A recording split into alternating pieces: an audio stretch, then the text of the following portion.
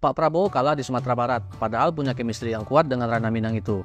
Mulai dari kakeknya yang merupakan tangan kanan Bung Hatta, sampai ayahnya yang pernah menjadi asisten pribadi Sultan Syahrir. Guys, sampai detik ini posisi Pak Prabowo dan Mas Gibran memimpin jauh dari dua kandidat lainnya. Bahkan kalau perolehan suara 01 dan 03 dijumlahkan, maka totalnya tetap nggak akan bisa ngejar perolehan suara 02. Hanya ada dua daerah yang Pak Prabowo kalah pada pertarungan Pilpres 2024 ini. Pertama di Aceh, kalau di Aceh 02 kalah telak. Terus di Sumbar, daerah yang sudah dianggap Pak Prabowo sebagai kampung halamannya yang kedua. Kenapa Sumbar beliau nyatakan sebagai kampung halamannya yang kedua? Karena saat kecil Pak Prabowo pernah tinggal di Sumatera Barat. Kedekatan Pak Prabowo dengan Rana Minang tak hanya sebatas itu. Bahkan kakeknya dulu merupakan tangan kanan Bung Hatta. Ayahnya pun pernah menjadi asisten pribadi Sultan Syahrir. Belum lagi banyaknya orang-orang Minang yang berada di circle Pak Prabowo saat ini. Ini artinya Pak Prabowo dan Rana Minang itu dekat, bahkan sangat dekat.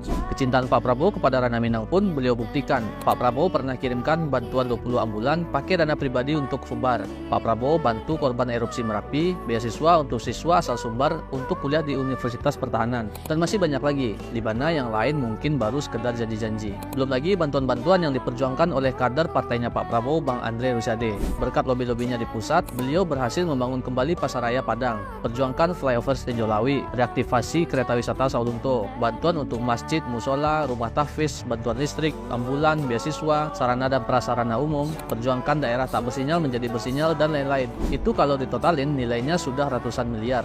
Tapi kenapa chemistry sampai ke aksi nyata itu tadi tetap nggak bisa membuat Pak Prabowo menang di Sumatera Barat? Apa mungkin karena kemakan fitnah yang terus dialamatkan ke Pak Prabowo? Bagaimana menurutmu?